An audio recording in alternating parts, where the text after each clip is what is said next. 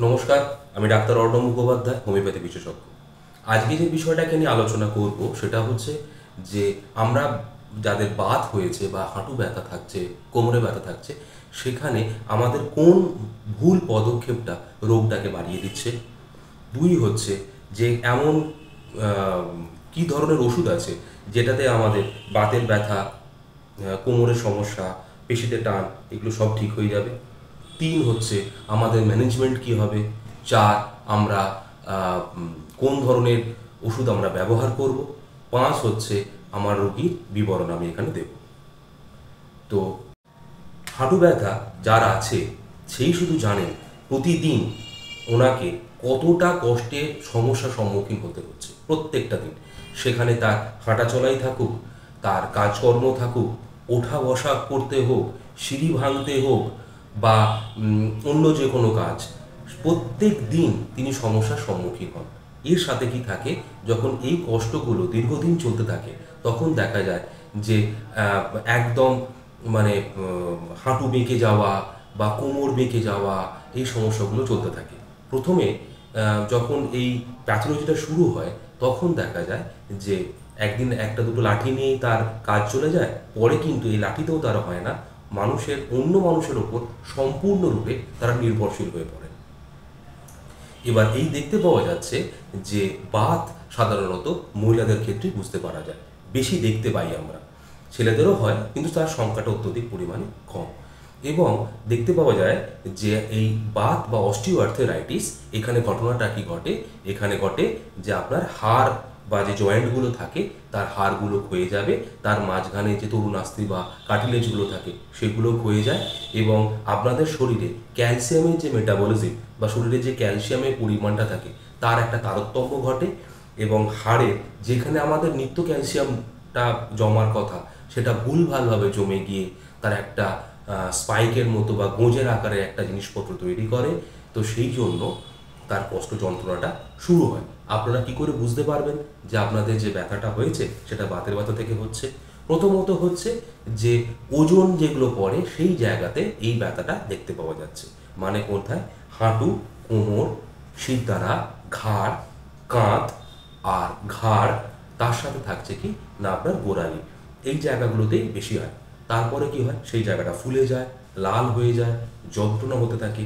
ব্যথাটা কীরকম থাকছে না, যখন গিয়ে দেখবেন আপনারা শুয়ে থেকে উঠতে যাচ্ছেন তখনই কষ্ট, বা প্রথম যখন ফার্স্ট মোশনে গিয়ে আপনারা হাঁটাহাঁটি করতে যাচ্ছেন তখন সেই জায়গায় যন্ত্রণাটা অত্যধিক পরিমাণে বেড়ে যায়। তার সাথে কি হয়, দীর্ঘদিন এটা চলতে থাকলে যখন আপনারা হাঁটতে থাকেন তখন যেই জায়গায় অস্টিওআর্থেরাইটিস বা বাতটা এসছে সেখানে কট কট কট কট করে একটা আওয়াজ হতে থাকে।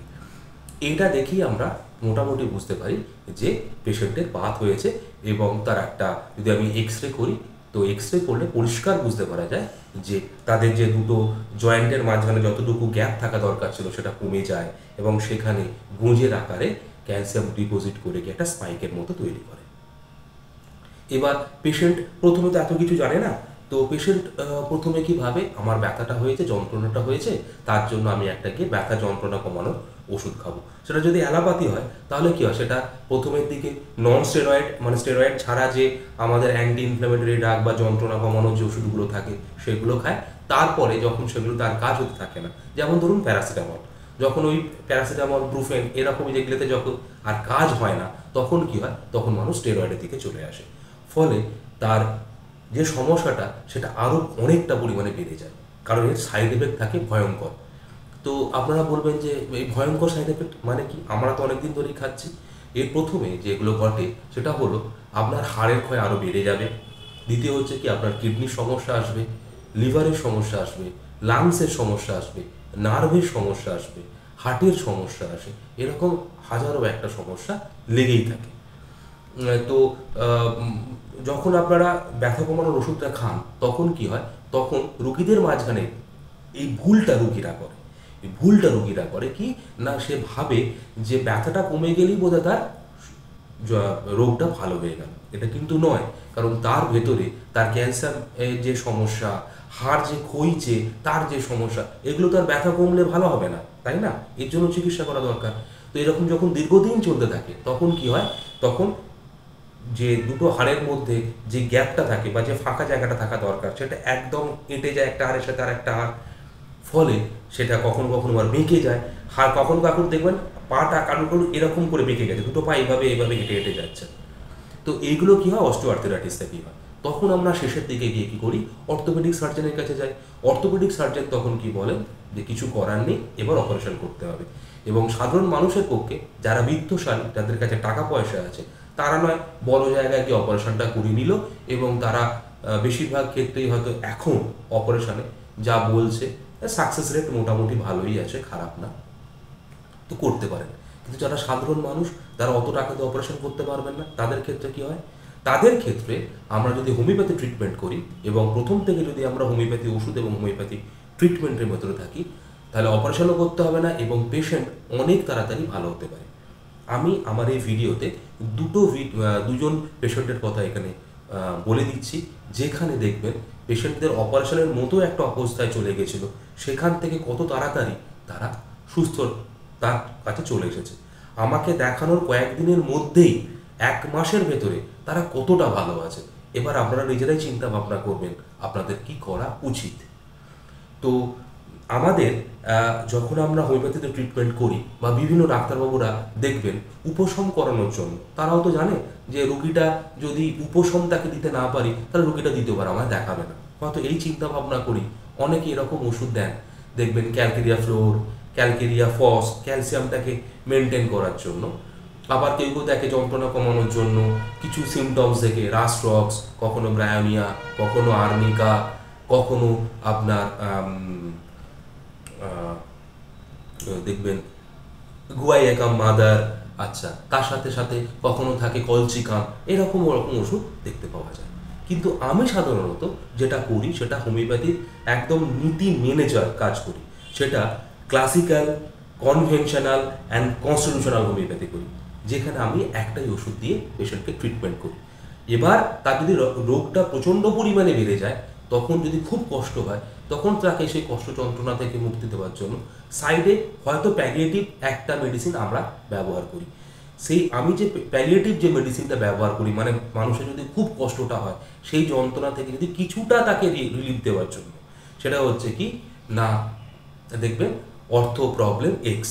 এই কিছুটা যে আপনাকে রিলিফ দেওয়ার কথা বললাম, সেটা হচ্ছে কি অন্যান্য ওষুধের ক্ষেত্রে যেরকম সাইড এফেক্ট আছে, আমার নিজের তৈরি করা এই ওষুধ অর্থো প্রবলেম এক্স, এই ওষুধটা আপনারা যে কোনো কিছুতে ব্যবহার করতে পারবেন। যেমন ধরুন হাড়ের কোনো সমস্যা, হাড়ের যন্ত্রণা, ব্যথা, বাত, পেশিতে যন্ত্রণা, কোমরের পেছনের দিকে শিরায় টান ধরা, আপনার স্পন্ডিলাইটিস, স্পন্ডিলোসিস, এরকম হাজারো ক্ষেত্রে, এমনকি অ্যাঙ্কাইলোসিস স্পন্ডিলোসিসের ক্ষেত্রেও আমরা এই ওষুধটা ব্যবহার যদি করি, অসাধ্য সাধারণ হতে পারে। যদি শুধু এই ওষুধটাকে দীর্ঘদিন ব্যবহার করা হয়, মানে 4 মাস, 5 মাস, 6 মাস কেউ যদি ব্যবহার করে, তাহলেও কিন্তু তার যে সমস্যাটা ছিল, হাড়ের যে ক্ষয়ের যে ঘটছিল, সেই হাড় ক্ষয় বন্ধ হবে, তার ব্যথা যন্ত্রণাটা কমে যাবে। এরভাবে কিন্তু সে কয়েকদিনের ভেতরেই বাত যন্ত্রণা থেকে অনেকটা ভালো থাকবেন বা একদম সেরে যাবেন। এবং এর ওষুধ খাওয়ার নিয়মটাও খুব একদম সহজ বিষয়। 3 থেকে 4 ফোঁটা ওষুধ আপনাকে সারাদিনে আপনার কষ্ট অনুযায়ী 3 বার বা 4 বার খেতে হতে পারে। আর এটা একটা 100 ml এর ওষুধ চলে আপনার 7 থেকে 8 মাস। এর আগে আমি বিভিন্ন ভিডিওতে দেখবেন বিভিন্ন ওষুধের কথা বলেছি। যেমন ধরুন প্রেশার কমানোর জন্য বলেছি হাইপারটেনশন এক্স, আবার অর্শের সমস্যায় বলেছি পাইলস এক্স, আর সেক্সের সমস্যায় পুরুষদের ক্ষেত্রে বলেছি ইম্পোটেন্সি এক্স। আজকে বলছি আপনার অস্টিও প্রবলেম এক্স। তার আগেও আমি বলেছিলাম ডায়াবেটিস এক্স, মানে ডায়াবেটিস রোগী সারার জন্য। তো আগে আমাদের পেশেন্টকে বাড়ি এখান থেকে এসে ওষুধ নিয়ে যেতে হতো। এই মে মাস থেকে আমরা স্টার্ট করছি, ভারতবর্ষের যে কোনো জায়গায় আপনারা ক্যাশ অন ডেলিভারির মাধ্যমে আমাদের সমস্ত কিছু ওষুধ আপনারা পেয়ে যাবেন, আপনাদের কোনো অসুবিধা হবে না। আচ্ছা, এছাড়াও, এটা তো গেল আমার ওষুধের কথা, এছাড়াও গিয়ে দেখবেন ওষুধের দোকানে আমরা এখন বিভিন্ন নামে বাতের জন্য ওষুধ পাচ্ছি। হ্যাঁ, সেটা ট্যাবলেট ফর্মে হচ্ছে, কেউ কেউ আবার এখন লিকুইড ফর্মে বার করছে। তো সেইগুলোতে যদি আপনারা একটুখানি প্যাকেটটা ঘোরান, গিয়ে দেখতে পাবেন 5টা 10টা ওষুধ সেখানে লেখা থাকে। সেই ওষুধগুলোও কিন্তু কেবলমাত্র উপশম দেওয়ার জন্যই ব্যবহার করা হয়। এবং দীর্ঘদিন যদি আপনারা ডাক্তার না দিকে এই ওষুধগুলো খেতে থাকেন, যেখানে 5টা 10টা করে ওষুধ থাকে, ফলে সেগুলো আর কাজ করবে না এবং রোগটা ধীরে ধীরে বাড়তে থাকবে এবং তার সাইড এফেক্টও থাকে প্রচুর। সাইড এফেক্ট আমি দেখেছি, এটা আমার নিজের চোখে দেখা, এবং বেশ কয়েকটা রোগীর ক্ষেত্রে এটা আমি দেখেছি যে তাদের ব্যবহার করার পর কারোর প্রেশারটা বেড়ে গেছে, কারোর হয়তো যন্ত্রণা এমন যন্ত্রণা হয়ে গেছে যে পরে এই আপনার জয়েন্টে ইঞ্জেকশন দিয়েও সে ব্যথা কমছে না, এরকম আমি দেখেছি। তো এই জায়গা থেকে একটুখানি বেরিয়ে আসুন, সতর্ক হন, সাবধান হয়ে ওষুধ ব্যবহার করুন। শুধু হোমিওপ্যাথি লেখা থাকলেই সেটাকে আপনাকে ব্যবহার করতে হবে চোখ কান বুঝে, এটা কিন্তু নয়। চিন্তা ভাবনাটা ঠিকঠাকভাবে করুন। এবং এটুকু বলে দিতে পারি, কনভেনশনাল, ক্লাসিক্যাল এবং কনস্টিটিউশনাল হোমিওপ্যাথি ট্রিটমেন্ট ছাড়া রোগ সারে না। উপশম এক জিনিস, কিওর এক জিনিস। কিওর করতে গেলে আপনাকে কনস্টিটিউশনাল ট্রিটমেন্টে আসতেই হবে, যেখানে একটা মাত্র ওষুধই আপনার সব রোগ সারাতে পারবে। এছাড়া ওষুধের সাথে সাথে আরও কিছু ম্যানেজমেন্টের প্রয়োজন হয়। যেমন ধরুন, প্রথমেই যেহেতু আমাদের ওজন বিয়ারিং জয়েন্টে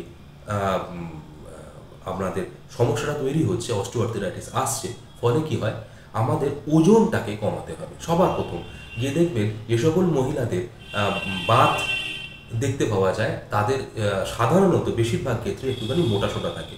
ফলে আমাদের ওজনটা যদি আমরা কমাই, তাহলে কি হবে, হাঁটুই হোক বা কোমরই হোক, সেখানে ওজনটা কম পড়বে, ফলে আপনার রোগটা অনেক তাড়াতাড়ি সুস্থ হওয়ার জায়গাটা আসবে ট্রিটমেন্টের সাথে সাথে। দ্বিতীয় হচ্ছে কি না, কোনো ওজন আপনার তোলা যাবে না, মাথায় কোনো জিনিসপত্র নেওয়া যাবে না, দু হাতে প্রচুর ভারী জিনিসপত্র নিয়ে আপনি যাতায়াত করছেন, আপনার পায়ে বাত আছে, কোমরে বাত আছে, স্পন্ডিলোসিস হয়েছে, সেগুলো কিন্তু করা যাবে না। 3 নম্বর হচ্ছে কি, যদি আপনারা প্রচণ্ড পরিমাণে কষ্টটা বাড়ে, একদম লক হয়ে গেছে, তখন আপনারা প্যালিয়েটিভ ভাবে বা উপশম নেওয়ার জন্য কিছুদিনের জন্য ফিজিওথেরাপি করতে পারেন। 4, আপনাদের ব্যায়াম করলে হাঁটুর ব্যথা, কোমরের ব্যথা, এগুলো থেকে কিন্তু অতি সহজেই উপশম, কিছুদিনের জন্য উপশম আপনারা পাবেন। 5, আপনাদের খাওয়া দাওয়াটাকে ঠিকঠাক রাখতে হবে, যেখানে ক্যালসিয়াম মেটাবলিজমটা যাতে ঠিকঠাক থাকে এবং শরীরে যাতে ক্যালসিয়াম ঢোকে, সে বিষয়টাকে আপনাকে এনশিওর করতে হবে।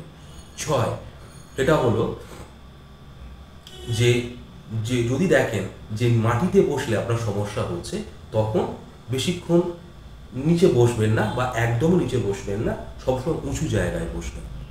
7, সিঁড়ি ভাঙা বেশি করবেন না।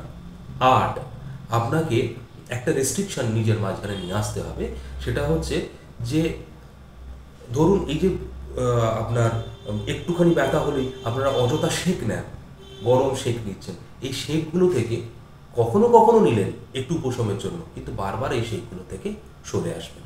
তাহলে কি দেখবেন, কনস্টিটিউশনাল, কনভেনশনাল এবং ক্লাসিক্যাল হোমিওপ্যাথি আপনারা ফলো করুন, তার সাথে আপনারা অর্থো প্রবলেমিক্স ওষুধটাকে ব্যবহার করুন।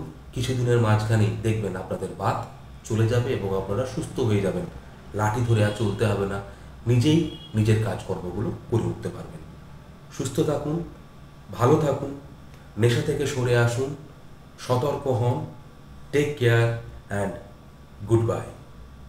আপনার নাম বলুন মা। মবিনা বেগম। বাড়ি? বাড়ি গুসকরা।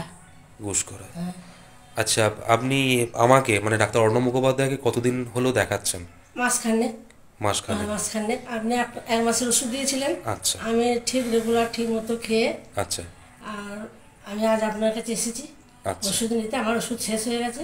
আচ্ছা। আমি আপনার ওষুধ খেয়ে অনেকটা ইমপ্রুভ করেছি, অনেকটাই ভালো আছি আমি। আগে কি সমস্যাটা আপনার ছিল? আমার সমস্যা হচ্ছে হঠাৎ পায়ে হাঁটুতে যন্ত্রণা, ব্যথা।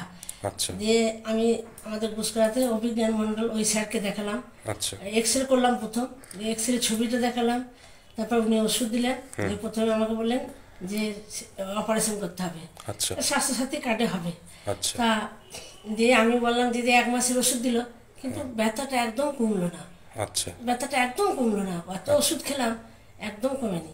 দিয়ে আমার একটা মাস্তুতো দিদি, ও আমাকে বললো আপনার নামটা, বললো যে আমার মেয়ে এরকম খেয়েছে, আপনি আগে বর্ধমানে বসতেন, দিয়ে বললে খেয়েছে একদম অপারেশন করতে যাস না, ওই স্যারের কাছে যা, দেখবি ওই স্যার ওষুধ দেবে, খেলে ভালো থাকবি।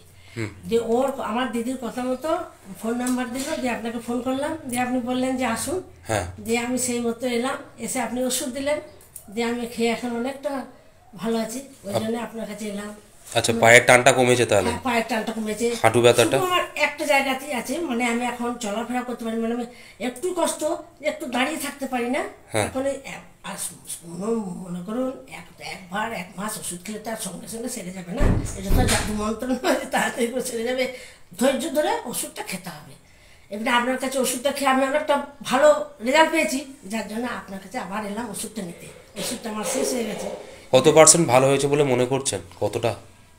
100 ভাগের মধ্যে কতটা আপনি ঠিক হয়েছে? 100 ভাগের মধ্যে আমি 80% ভালো হয়েছি। বাহ, 80% ভালো হয়েছে। বাহ বাহ, ভেরি গুড। আর আমি এখন চলাফেরা, আমার আগে আমি চান করার পর বেরিয়ে দাঁড়িয়ে কাপড় পরতে পারতাম না, এখন দাঁড়িয়ে কাপড় পরতে পারি। আচ্ছা, এসে আমাকে বসতে হতো একটা উঁচু জায়গায় বসে তারপর কাপড় মেলতে পারতাম, কিন্তু এখন আমি এসে কাপড় মেলার পর তারপর একটু বসি। আমার যখনই দেখি আমি একটু ব্যথা করছি তখনই আমি বসে পড়ি উঁচু জায়গায়, কিছুক্ষণ বসার পর আবার আমার ফের মুভমেন্টে চলে আসে, তারপর আমি ঠিক চলাফেরা করি। মানে আগের থেকে এখন অনেকটাই দাঁড়াতে পারছেন? হ্যাঁ, অনেকটা দাঁড়াতে পারছি। মানে আমার সমস্যা একটাই, মানে বসে আমি সমস্ত কাজ করে দেবো বসে, দিয়ে তারপরে এই চলাফেরা করতে আমার একটু কষ্ট, খালি এই চলাফেরা করাটা। আমি সারাদিন ওপরে উঠি না, একবার সকালে ঘুম থেকে নেমে আসি, একবার রাত্রে শুতে যাই। আমি দিনের বেলা নিচেতেই শুই আর খালি ওই আমি একবার বলেছি যে বারবার সিঁড়িতে উঠতেও মানা করেছেন আপনি, বারবার সিঁড়িতে উঠবেন না, সেই জন্য সিঁড়িতে উঠি না। আমি উঁচু জায়গায় বসি, করি, রান্না করি, উঁচু জায়গায় বসি, নামাজ পড়ি, সমস্ত কিছু সব আমি উঁচু জায়গায় বসে করি। এখন হাঁটা চলা কেমন করছেন? হ্যাঁ, এখন হাঁটা চলা এ তো আমি সকাল থেকে উঠে সমস্ত ঝাড়ু টাড়ু দিলাম, রান্নাঘরে ঝাড়ু দিলাম, ব্রাশ করলাম, ইনসুলিন নিলাম, চা করলাম, চা খেলাম, চা খেয়ে আমার স্বামীকেও চা দিলাম। হ্যাঁ, এখন তো বৌমা নেই, ছেলেও নেই, এখন তো আমরা দুজন খেলি। দিয়ে চা দিয়ে তারপরে রান্নার সরঞ্জাম করলাম, দিয়ে রান্না ভাত চাপিয়ে দিলাম। তারপর আমি সব সবজি কাটি, সবজি কেটে চাপিয়ে দিলাম, 9টার মধ্যে রান্না ক্লিয়ার। আচ্ছা, আগে লোকে যে বলতে অ্যালোপ্যাথি খেলে হোমিওপ্যাথি খাওয়া যায় না, আপনি তো ডায়াবেটিসের জন্য ইনসুলিন নিচ্ছেন, অ্যালোপ্যাথির জন্য মানে হার্টের ওষুধটাও খাচ্ছেন, হ্যাঁ, হোমিওপ্যাথি ওষুধ কিছু অসুবিধা হলো? না, কিচ্ছু হয়নি। এই আপনার কাছে তো শুধু এই হাঁটুর জন্য এসেছি, তার আগে আমার পায়ের গোড়ালির হাড় বেড়েছিল। আচ্ছা, হ্যাঁ, আমি হাড় বেড়েছিল, তো তা আমি হোমিওপ্যাথি ওষুধ আমাদের অনেক প্রফেসরের জামাই আর কি আমাদের গুসকরাতে উনি বসতেন, আচ্ছা, আর কাটোয়ায় বাড়ি, যে ওনাকে দেখাতাম। এবার সেই ওষুধের মালিক, সেই দোকানের মালিক মারা যায়, যার জন্য দোকানটা বন্ধ হয়ে যায়। ওই স্যার তখন কাটোয়া চলে যায়, আমি কাটোয়াতেও যে দেখে এসেছি। ওই স্যারের কাছে ওষুধ খেয়ে আমার পায়ের গোড়ালির হাড় ব্যথা সব কমে গেছে। তাহলে আমি হোমিওপ্যাথি খুবই বিশ্বাস করি। Very good, thank you, thank you. নাম বলুন, জোরে বলুন, এগিয়ে আসুন। মর্জিনা বেগম, বাড়ি? হাট বসন্তপুর, মালিকপুর। কি কি সমস্যা নিয়ে আগে এসেছিলেন আপনি আমার কাছে? আচ্ছা, আর আচ্ছা,